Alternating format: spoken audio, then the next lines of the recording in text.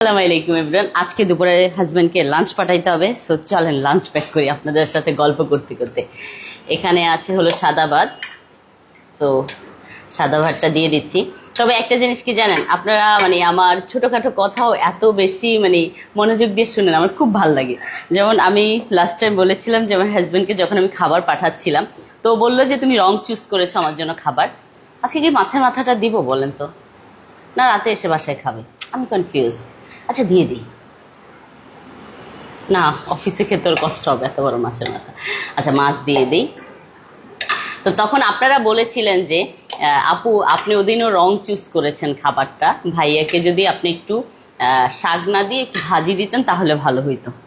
তো আমার এটা না পড়ে এত ভালো লেগেছে, কমেন্টটা এত ভালো লেগেছে বলার মতো না। আচ্ছা এখানে দিয়ে দিব হলো লাউ। লাউটা একটু ঝোলঝোল হয়েছে, সো ইয়েতে আপনার রুই মাছের ঝোল কম, তো সেই জন্য ভাবলাম লাউটা দিই, তাহলে একটু ঝোলটা খেতে পারবে ভাত দিয়ে।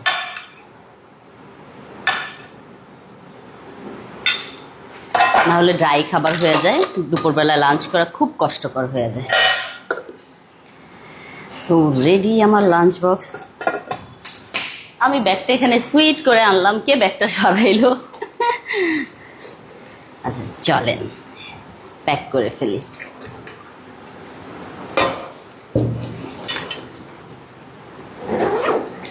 So ready lunch box. Thank you so much for watching my video. Bye bye. Allah Hafiz.